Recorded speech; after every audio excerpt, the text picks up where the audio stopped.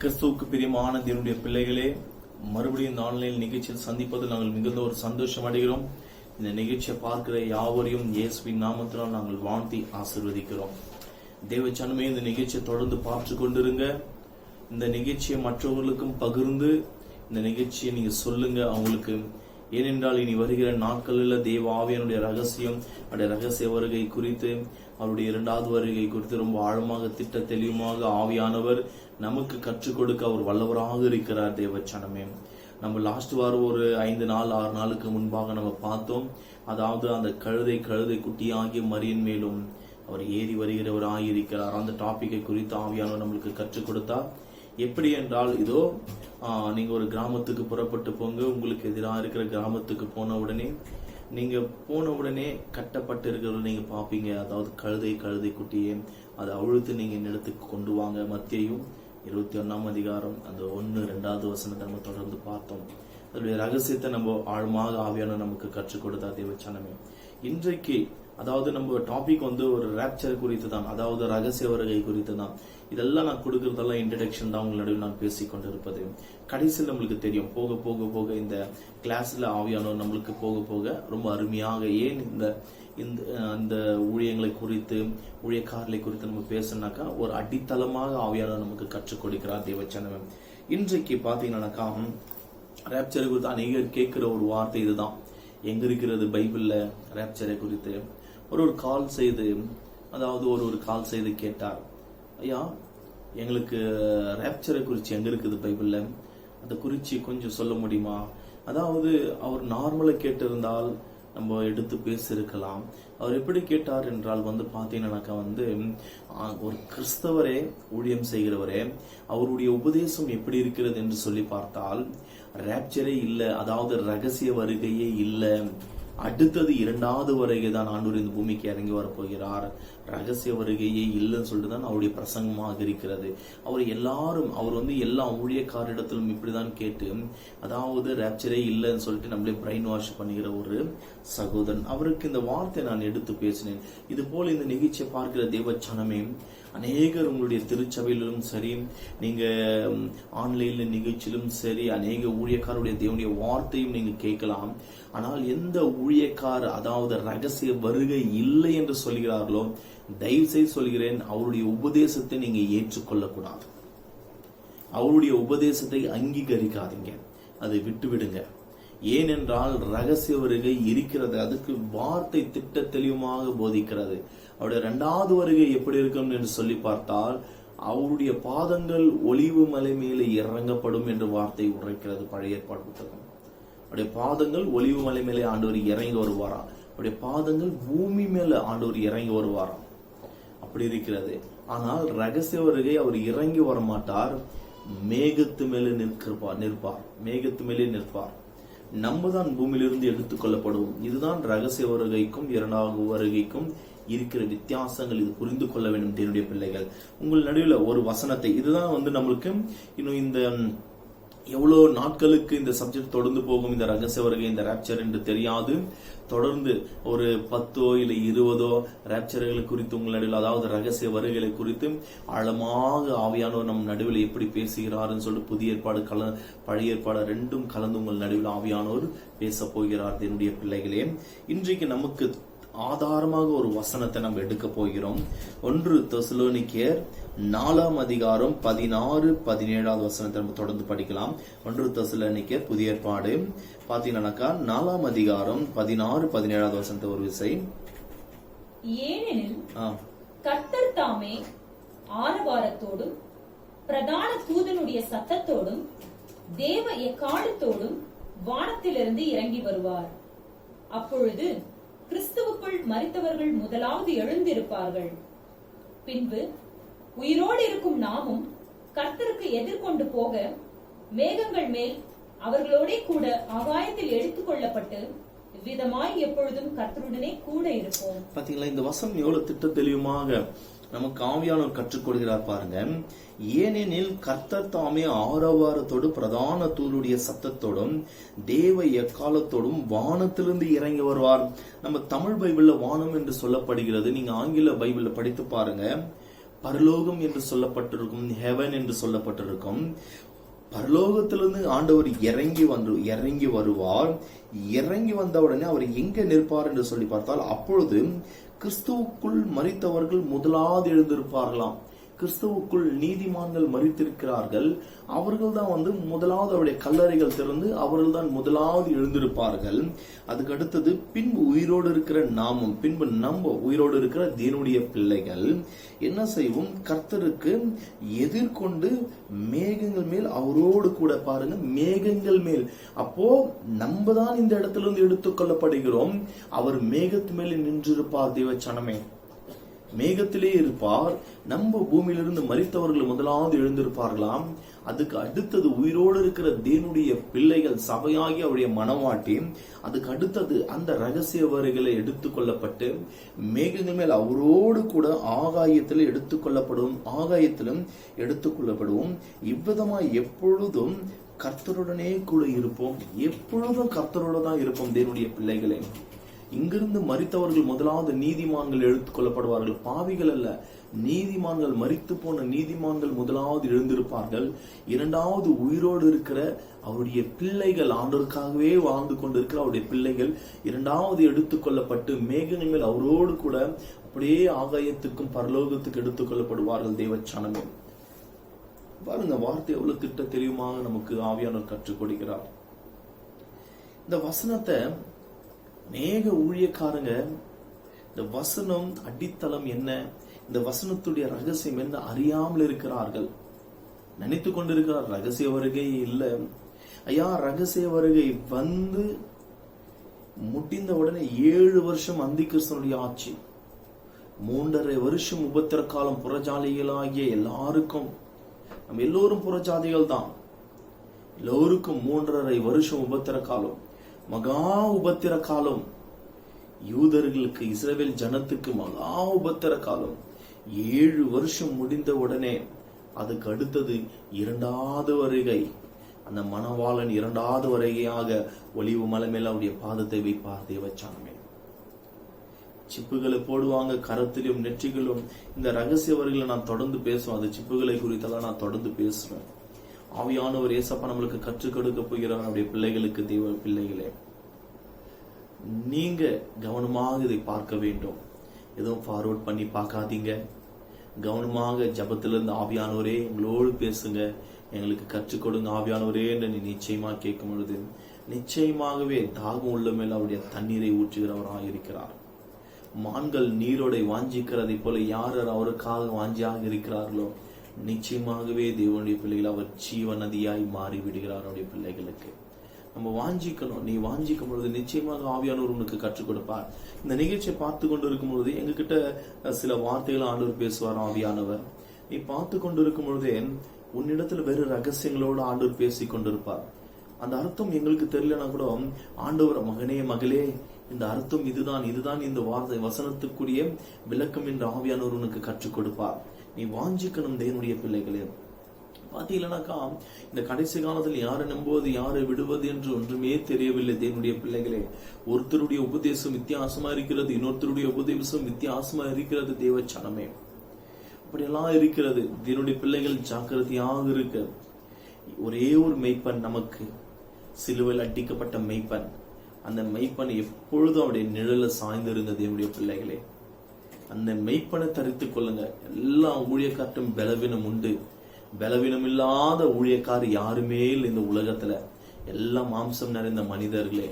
ஆனால் எனக்கு சின்ன ஒரு வருத்தம் என்னன்னு சொல்லி பார்த்தால், சில கிறிஸ்தவ ஊழியக்காரர்கள் அவங்க யூடியூப் சேனல்களை ஓபன் பண்ணிட்டு, கிறிஸ்துவ பெயர்ல யூடியூப் சேனல் ஓபன் பண்ணிக்கொண்டு மூத்த கிறிஸ்தவ ஊழியக்காரர்களை குறித்து ரொம்ப அவதூறாக அந்த இடத்துல குறைகளை பேசுவது அவர்களை குறித்து. பாத்தீங்கன்னாக்கா, உதாரணத்துக்கு பால் தினகர் அங்கிளுடைய பாத்தீங்கன்னாக்கா ஐடி ரேட் போனாங்க. அதாவது இன்கம் டாக்ஸ் அவங்க பாத்தீங்கன்னாக்கா அவங்க வீட்டுக்கு சோதனைக்கு போனாங்க. போன உடனே என்னவோ நடந்தது. அது தேவன் அறிகிறவராய் இருக்கிறார். இதை எடுத்து அநேக ஊழியக்காரங்க இதுதான் நல்ல சான்ஸ் நினைத்து கொண்டு இதை எடுத்துக்கொண்டு அநேக ஊழியக்காரர்கள் என்ன செய்கிறானாக்கா, அவங்களுடைய யூடியூப் சேனல்ல போயிட்டு கொண்டு அவங்கள ரொம்ப தரமட்டமாய் பேசுவது, ரொம்ப கீழ்த்தனமாய் பேசுவது. ஐயா, தேவன் ஒருவர் நியாய தீர்ப்பு கொடுக்கிறவராக இருக்கிறார். எந்த மனிதனும் நியாய தீர்ப்பு கொடுக்க முடியாது. இது புரிந்து கொள்ள வேண்டும். எல்லாரும் பலவீனம் உள்ள மண்பாண்டங்கள், எல்லாம் பலவீனம் உள்ள பாண்டங்கள். இது புரிய வேண்டும் தேவனுடைய ஊழியக்காரர்களுக்கு, தேவனுடைய பிள்ளைகளுக்கு. கடைசி காலத்தில் நின்று கொண்டிருக்கிறோம். எந்த ஊழியக்காரன் யாரை குறித்தும் தவறாக பேசாதீங்க தயவு செய்து. இந்த நிகழ்ச்சியை பார்க்கிற தேவ சனமே, எந்த ஊழியக்காரர்களை குறித்து ஆண்டவர் உனக்கு யார் அதிகாரம் கொடுத்தது பேச வேண்டும் என்று, அபிஷேகம் செய்த ஒரு ஊழியக்காரர்களை குறித்து யார் உனக்கு அதிகாரம் கொடுத்தது பேச வேண்டும் என்று, ஆண்டவர் எந்த ஊழியக்காரருக்கு அதிகாரம் கொடுக்க மாட்டார் இன்னொரு ஊழியக்காரனை தரமட்டமாக பேசுவதற்கு. இப்போது கிறிஸ்தவ பாத்தீங்கன்னா யூடியூப் டிவி நிகழ்ச்சியில் எல்லாமே அதுதான் வந்து கொண்டிருக்கிறது. எப்படி அந்த யூடியூப் சேனல்ல இன்டர்நெட்ல போனாலும் சரி, இந்த ஊழியக்காரர்களை குறித்து பேசுவது, இன்னொரு ஊழியக்காரர்களை குறித்து பேசுவது, அவர்களை குறித்து தவறாக பேசுவது, ஆண்டவரை எச்சரித்துக் கொண்டிருக்கிறார் தேவச்சனம். இந்த நிகழ்ச்சி மூலமாக நீ யார் பேசுவதற்கு உனக்கு அதிகாரம் கொடுத்தது யார்? மற்ற ஊழியக்காரர்களை குறித்து. சவுல் ராஜா அபிஷேகம் பண்ணப்பட்டவர். ஆனால் தாவீது ராஜா பாருங்க, அபிஷேகம் பண்ணப்பட்டவரை நான் எப்படி அவரை நான் கொல்ல முடியும்? தேவன் அபிஷேகத்து மேல எப்படி என்னுடைய கரத்தை நான் வைக்க முடியும் என்று சொன்ன ஒரு மனுஷன். தாவீது ராஜாவுக்கு எவ்வளவு சந்தர்ப்பம் கிடைத்தது. ஆனால் தேவன் அபிஷேகத்தை தேவனுடைய பிள்ளைகள் மேல நீ யார்? நியாயம் தீர்ப்பதற்கு உனக்கு யார் அந்த அதிகாரத்தை கொடுத்தது? யார் உனக்கு அந்த அதிகாரத்தை கொடுத்தது? தேவன் வந்து உன்னிடத்துல சொன்னாரா, நீ இவர்களை குறித்து பேசு என்று சொல்லி? ஐயா, உன்னையே நீ ஆக்கினி தீர்ப்புக்கு உட்படுத்திக் கொள்ளுகிறாய் தேவச்சனமே. நீ எவ்வளவு பெரிய ஊழியமானா செய், எவ்வளவு பேர் இன்டர்நெட்ல போய் நீ எவ்வளவு தேவனுடைய வார்த்தையை பகிர்ந்து பேசு.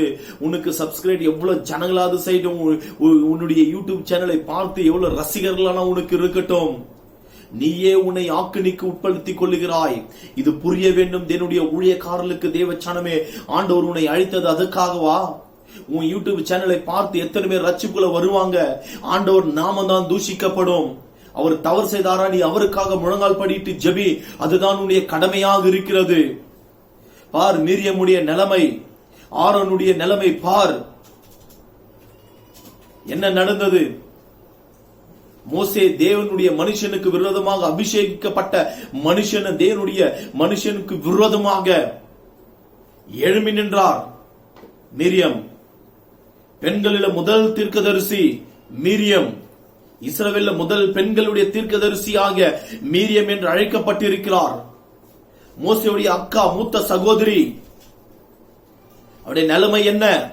மோசே உன்னிடத்துல மாத்திரம்தான் ஆண்டவர் பேசுவாரான்ற அந்த ஊழியக்காரன், தேவனுடைய ஊழியக்காரனுக்கு விரோதமாக எழும்பி நின்றவுடனே அவருடைய நிலைமை என்ன? வெள்ள குஷ்டரோகம் தேவச்சனமே, குஷ்டரோகம். ஆண்டவர் நியாயம் தீர்க்கிறவராய் இருக்கிறார். ஜெபிங்க ஐயா. நீங்க யூடியூப் சேனல்ல போற வாசு ஆத்து மக்கள் ரட்சிப்புல வரமாட்டாங்க. இருக்கிற ஆத்து மக்கள் சதுருண்டப்பட்டு இந்த ஊழியக்காரர்கள் இப்படி இருக்கிறாங்களா, அந்த ஊழியக்காரர்கள் இப்படி இருக்கிறார்களா என்று இது தேவன் செய்ய மாட்டார். தேவன் செய்ய மாட்டார். ஒரு தகப்பன் நிர்வாணியாய் இருந்தால் அந்த தகப்பனுடைய நிர்வாணத்தை தான் மூட வேண்டும். அந்த நிர்வாணத்தை நீ இன்னும் நீ திறக்கிறாயே, ஆடைகளை நீ மூடாமல் ஆடைகளை இன்னும் அது கிழித்து போடுகிறாயா அந்த ஆடையை? இதுதான ஆண்டவர் உன்னை அழைத்தது?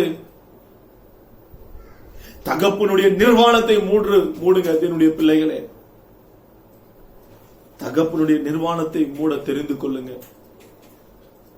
யாரை குறித்தும் தயவாக பேசாதீங்க. எந்த ஊழியக்காரரை குறித்தும் ஒரே ஒரு நோக்கம், ராஜாவுடைய அந்த ரகசிய வருகையில் அந்த ராப்சர்ல ஜனங்கள் எடுத்துக்கொள்ளப்பட வேண்டும்.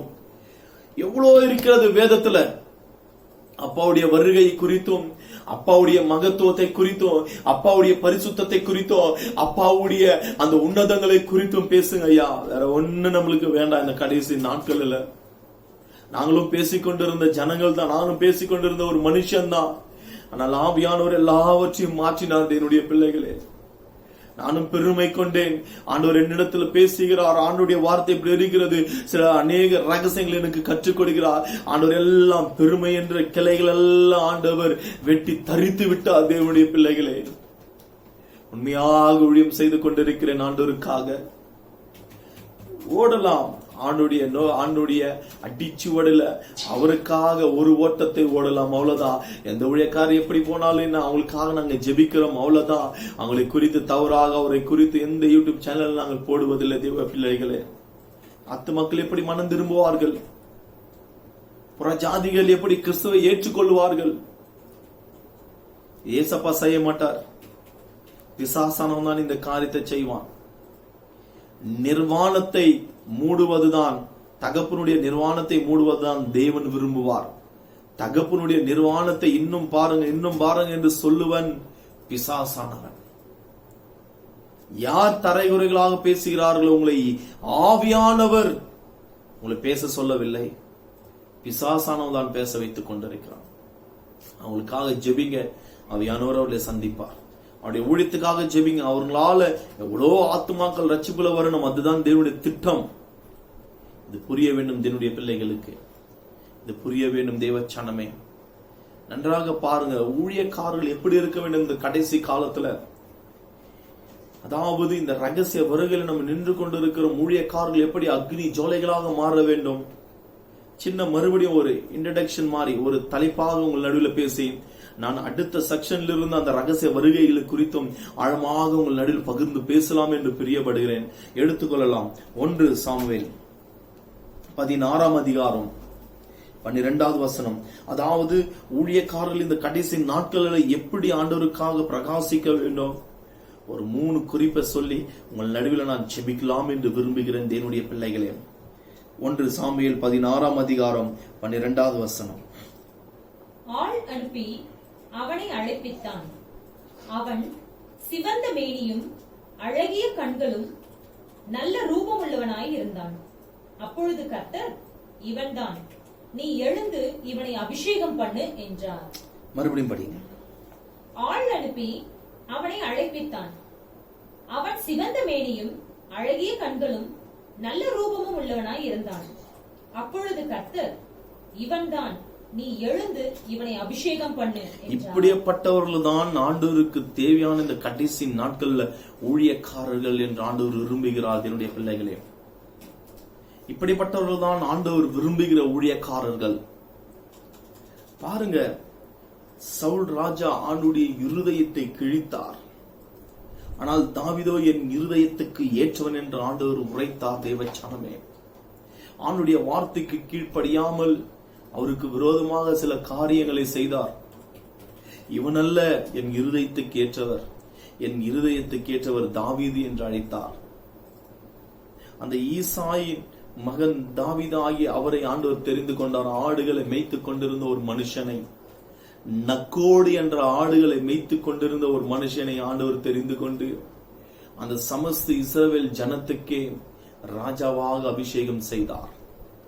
ஐயா, நீ ஆண்டுடைய இருதயத்தை கிழிக்கிறவனாக இருக்கக்கூடாது, ஆண்டுடைய இருதயத்துக்கு ஏற்றவனாக மாற வேண்டும் என்றுதான் தேவன் விரும்புகிறார். தேவனுடைய பிள்ளைகளே, ஊழியக்காரர்களுக்கு இருக்க வேண்டிய 3 தகுதிகளை ஆண்டவர் இந்த இடத்துல நமக்கு தாவீதை கொண்டு ஆவியானவர் நமக்கு பேசிக் கொண்டிருக்கிறார்.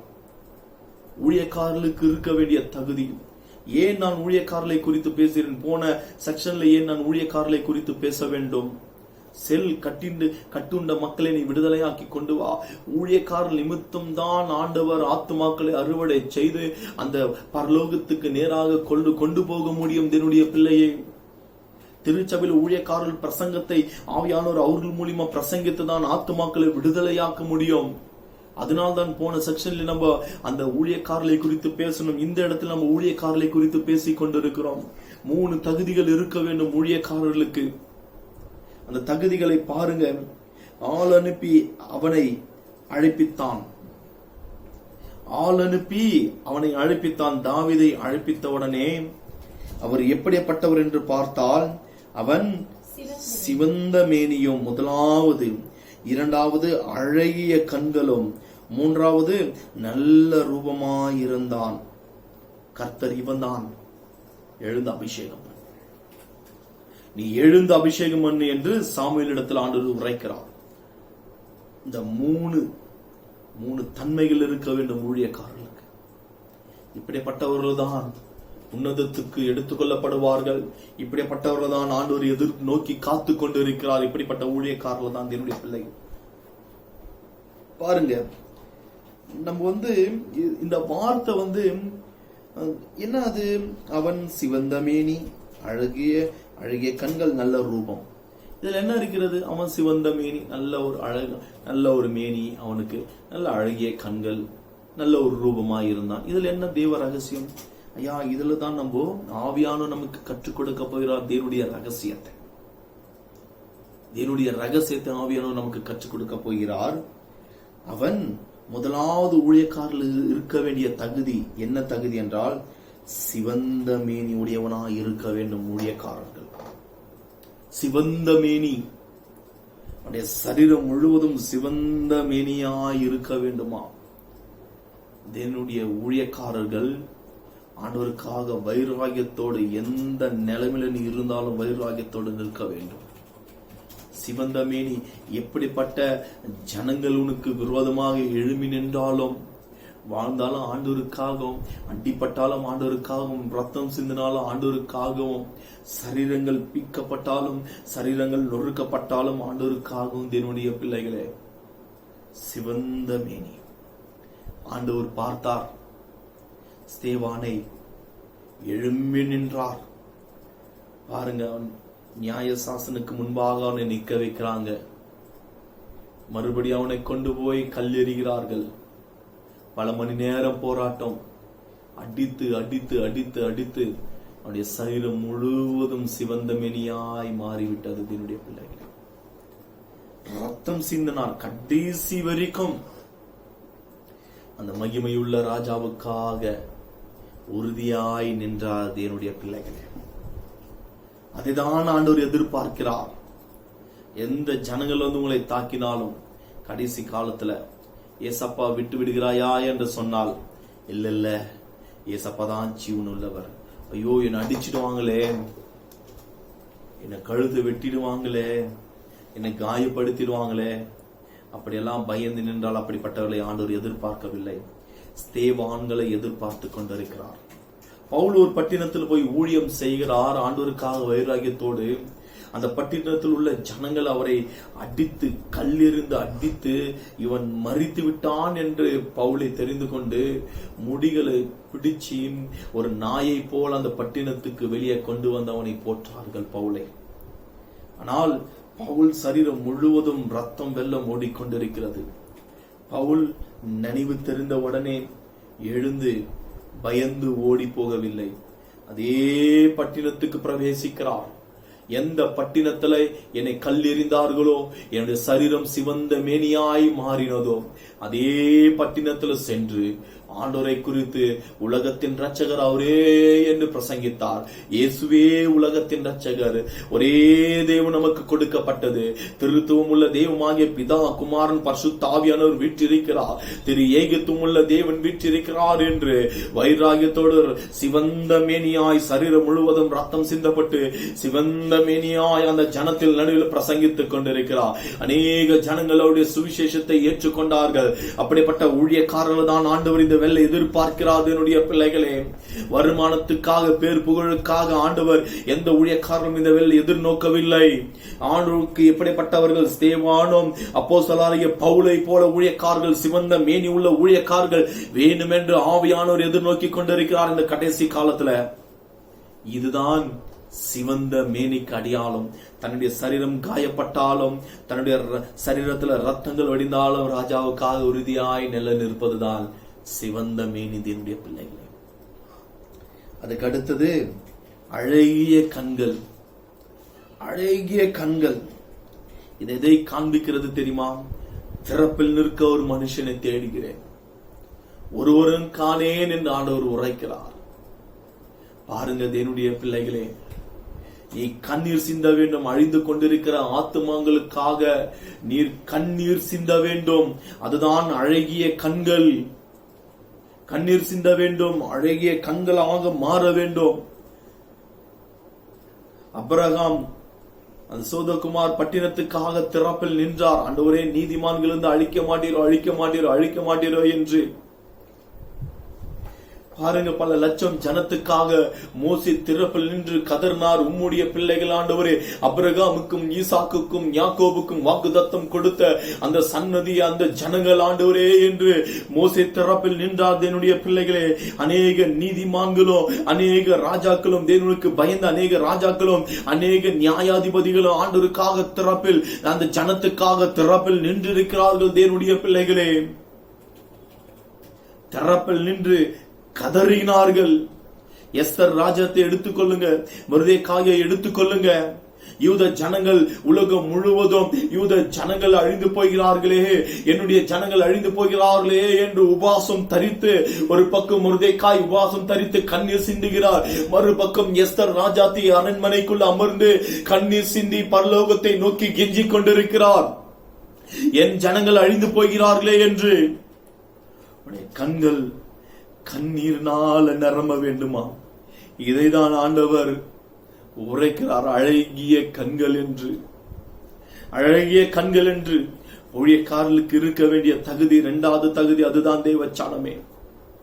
மூன்றாவது தகுதி பாருங்க, நல்ல ரூபம் உள்ளவன். நல்ல ரூபம் உள்ளவன் உடைய வாழ்க்கை எப்படி இருக்க வேண்டும்? ஏனோக்கை போல 65 வயதுல ஏனோக்கை ஆண்டவர் தெரிந்து கொண்டார். 300 வருஷம் ஏனோக்கு தேவனோடு சஞ்சரித்துக் கொண்டிருந்தார். 300 வருஷம் தேவன் ஏனோக்கோடு சஞ்சரித்துக் கொண்டார். அவன் காணப்படாமல் எடுத்துக் கொள்ளப்பட்டான் என்று தேவனுடைய பிள்ளைகளே, நீ இரவும் பகலும் ஆண்டுடைய சமூகத்தில் காத்திருக்கிறவனா இருக்க வேண்டும். அதுதான் இந்த இடத்தில் உரைக்கிறது, நல்ல ரூபம் என்று. நல்ல ரூபம் என்று. மோசே ஆணுடைய பர்வதமாகிய அந்த உச்சி மலைக்கு ஏறி போன உடனே இதோ சொல்கிறது, உரைக்கிறது. 2 கொரிந்தியர் 3ஆம் அதிகாரம் 7, 8, 9 நீங்க படித்து பாருங்க. தேவனுடைய பிரசன்னத்தை உணர்கிறார் அந்த மோசே என்ற தேவ மனுஷன். அந்த மலையிலிருந்து கீழே இறங்கின உடனே அவனுடைய முகம் சூரியனுக்கு போல் மேலாக பிரகாசிக்கிற ஒரு ஒளி கொடுக்கிற ஒரு முகத்தை போல மாறினது. அதோ கீழே இருக்கிற அந்த இஸ்ரவேல் புத்திரனால அந்த இஸ்ரவேல் மனிதர்கள் அவருடைய முகத்தை பார்க்க முடியாமல் பயந்தார்கள். அப்படிப்பட்ட ஒரு ஒளி அழகு நிறைந்த ஒரு முகமாக மாறினது. அவன் முக்காடு அணிந்து கொண்டாராம் மோசே. தன் கூடாரத்துக்கு போன உடனே அந்த முக்காடை விலக்கி விடுவாரா? ஜனங்களை பார்த்த உடனே முக்காடு அணிந்து கொள்வாரா? ஒரு பிரகாசிக்கிற ஒளி. இதைதான் இந்த இடத்துல ஆவியானவர் பேசுகிறார். நல்ல ரூபம் எப்படி இருக்க வேண்டும்? இரவும் பகலும் ஊழியக்காரர்கள் ஆண்டவரோடு சஞ்சரிக்கிறவர்களா இருக்க வேண்டும். இப்படிப்பட்டவர்கள தான் ஆண்டவர் எதிர்பார்க்கிறார். இப்படிப்பட்ட ஊழியக்காரர்கள் தான் ஆண்டவர் எதிர்பார்க்கிறார். இந்த 3 குணம் உள்ளவர்களை தான் ஆண்டவர் எதிர்பார்த்து, இதோ இவன் தான், நீ எழுந்து இவனை அபிஷேகம் செய் என்று ஆண்டவர் உரைப்பார். ஆவியானவர் இப்ப இந்த என் மகன்தான், இவன் தான் என்னுடைய பிள்ளைதான், இவனை எழுந்து நான் அபிஷேகம் செய்ய போகிறேன் என்று ஆவியானவர் உரைப்பார். தேவச்சனமே, அன்றைக்கு இன்னொரு ஊழியக்காரை கொண்டு தாவீதை ஆண்டவர் அபிஷேகம் செய்தார். ஆனால் இப்பொழுது உன் ஆவியானவர் இறங்கி வந்து உன்னை அபிஷேகம் செய்கிறவராய் இருக்கிறார். இந்த 3 குணம் உள்ளவனை ஆண்டவர் எதிர்நோக்கி காத்திருக்கிறார். இப்படிப்பட்ட ஊழியக்காரர்கள் தான் கடைசி காலத்தில் வேணும் என்று ஆண்டவர் எதிர்பார்க்கிறார். முதலாவது சிவந்த மேனி, ஆண்டவருக்காக வாழ்வது. என்ன நடந்தாலும் ஆண்டவருக்காக, ரத்தங்கள் சிந்தப்பட்டாலும் ஆண்டவருக்காக முதலாவது. இரண்டாவது, அழகிய கண்கள், அழிந்து கொண்டிருக்கிற ஆத்துமாக்களுக்காக திறப்பில் நின்று மன்றாடி கதறி கண்ணீர் சிந்துவது. மூன்றாவது, ஆண்டுடைய சமூகத்தை நோக்கி பார்ப்பது. வெறும் வாரத்துல சனிக்கிழமை மாத்திரம் அந்த மெசேஜ் எடுக்கிறதுக்காக பைபிள் எடுக்கிறதுல இரவும் பகலும் ஆண்டுடைய சமூகத்துல காத்து கொண்டிருக்கிறவர்கள். இந்த 3 குணமுள்ளவர்களை ஆண்டவர் எதிர்பார்த்து, ஆவியானவரே இவன் தான் என்று உன்னை அபிஷேகம் செய்ய அவர் வல்லவராக இருக்கிறார். தேவச்சனமே, இப்படிப்பட்ட கூட்டங்கள் தான் அந்த பரலோகத்துக்கு எடுத்துக் கொள்ளப்படும். இப்படிப்பட்ட கூட்டங்கள் தான் அந்த ராப்சர்ல எடுத்துக் கொள்ளப்படும். ரகசிய வருகைக்கு இப்படிப்பட்ட கூட்டங்கள் தான் எடுத்துக் கொள்ளப்படும். ஏதோ வாரத்துல ஒரு முறை, ஏதோ வாரத்துல ஆண்டவருடைய அந்த மெசேஜுக்காக நம்ம ப்ரிப்பேர் பண்ணலாம். பைபிள் வாசிக்கல இப்படி ஆண்டவர் எதிர்பார்க்கல. உண்மையாக அவருக்காக வைராகியத்தோடு ஜீவிக்கிறவருடைய பிள்ளைகள் மற்றும் மேல குறை கூறுறதை தூக்கி போடுங்க. ஆண்டவருக்காக வைராகியத்தோடு வாழுங்க. அந்த பரலோகம் எதிர்நோக்கி காத்து கொண்டிருக்கிறது அவருடைய பிள்ளைகளுக்காக. தேவச்சனமே, ஆண்டவர் இதற்காக தான் அழைத்திருக்கிறார் அவருடைய பிள்ளைகளை. மற்ற குறை கூறி கீழ்த்தனமாக பேசுவதல்ல. என்னால எவ்வளவு வசனத்தை எடுத்து போதிக்க முடியும். ரோமர் புத்தகத்திலிருந்து பழைய ஏற்பாடு புதிய ஏற்பாட்டிலிருந்து 150 வசனங்கள் எடுத்து போதிக்க முடியும் குறைகளை பற்றி. ஆனால் நான் அதை குறித்து நான் பேசவில்லை. ஊழியக்காரருடைய தன்மைகள், நீ இந்த லட்சணத்தோடு இருந்தால்தான், இந்த 3 குண லட்சணத்தோடு நீ இருந்தால்தான் உன்னுடைய சபையும் நீயும் ரகசிய வரிகள் எடுத்துக்கொள்ள முடியும். தேவச்சனமே, எக்காலம் தொழிக்க போகிறது. தேவ தூதர்கள் இறங்கி வரப்போகிறார்கள். தேவனுடைய பிள்ளைகளே, இந்த நிகழ்ச்சியை பார்க்கிற தேவ ஊழியக்காரர்களே, உங்களை குறித்து நான் எந்த தவறுமாக போதிக்கவில்லை. யாரை குறித்தும் பேசாதீங்க. நம்ம பேசுவதற்கு ஒருவர் இருக்கிறார், அவரை மாத்திரம்தான் நம்ம பேசணும். அப்பாவை பத்தி மாத்திரம்தான். அதற்காக தான் இந்த கண்கள், காதுகள், நாவுகள், இருதயம், அதற்காக தான் தேவன் படைத்தார். ஒன்றுக்காக இல்லை, ஒன்றுக்காக இல்லை. தேவனுடைய பிள்ளைகளே, இனி தொடர்ந்து இந்த நிகழ்ச்சியை பார்க்கிற தேவ சனமே, இனி தொடர்ந்து இன்னும் ஆழமாக ஆவியானவர் நம்மளிடத்துல கற்றுக் கொடுக்க போகிறார். இந்த நிகழ்ச்சியை பார்க்கிற நீங்களும் கற்றுக்கொள்கிறீங்க, நானும் கற்றுக்கொள்கிறேன். இன்னும் அதிகமாக கற்றுக்கொள்கிறேன். தேவனுடைய பிள்ளையை நான் வாஞ்சிக்கிறேன். ஆவியானவரே எனக்கு கற்றுக் கொடுங்கன்னு சொல்லிட்டு நான் வாஞ்சிக்கிறேன். இந்த நிகழ்ச்சியை பார்த்து கொண்டிருக்க உங்களுக்கும் கற்றுக் கொடுக்கிறார். இந்த நிகழ்ச்சியை பேசுகிற எனக்கும் ஆவியானவர் கற்றுக் கொடுக்கிறார். இன்னும் புதிய புதிய விஷயத்தோட ஆவியானவர் பேசுகிறார். என்னுடைய பிள்ளைகளே, இனி வரும் நாட்களில் நம்ம தொடர்ந்து பார்க்கலாம். சில மாதங்களுக்கு முன்பாக பாத்தீங்கன்னா அந்த ஃபயர் அக்னி என்ற தலைப்பை அப்படியே நாங்கள் 6 சப்ஜெக்ட் 7 சப்ஜெக்ட் அது அப்படியே நிற்க வைத்திருக்கிறோம். அது மறுபடியும் நாங்கள் தொடர போகிறோம். அக்னி என்ற சப்ஜெக்ட் எவ்வளவு இருக்கிறது வேதத்தில், அதை குறித்து கொஞ்சம் ஆழமாக நம்ம தியானிக்க போகிறோம். என்னுடைய பிள்ளைகளை, இந்த நிகழ்ச்சியை பார்க்கிற யாவரையும் ஏசப்பா ஆசீர்வதிக்க வல்லவராக இருக்கிறார். எல்லாரும் ஒரு விசை கண்களை மூடி, எங்களை அதிகமாக நேசிக்கிற பரலோகத்தின் நல்ல ராஜாவே, இந்த நிகழ்ச்சியை பார்க்கிற யாவரோடு நீங்க பேசின ஒவ்வொரு வார்த்தைகளுக்காக உமக்கு நன்றி ஐயா. தகப்பனே, அப்பா, உடைய கரங்களில் ஒவ்வொருத்தரும் நாங்கள் ஒப்பு கொடுத்து ஜெபிக்கிறோம் ராஜா. அவங்களுக்கு இன்னும் தேவ ரகசியங்களை வெளிப்படுத்தும்படி நாங்கள் ஜெபிக்கிறோம். எங்களுக்கு கற்றுக் கொடுங்கப்பா. நாங்கள் வாஞ்சியோடு இருக்கிறோம் ஏசப்பா. கடைசி நாட்கள் இருக்கிறோம். வேதத்தின் ஆழமான ரகசியங்களை அப்பா எங்களோடு பேசுங்க ஏசப்பா. உடைய கரத்தில் ஒப்பு கொடுக்கிறோம். எங்களை வெறுமையாக்கி உண்மை மாத்திரம் மகிமைப்படுத்தும்.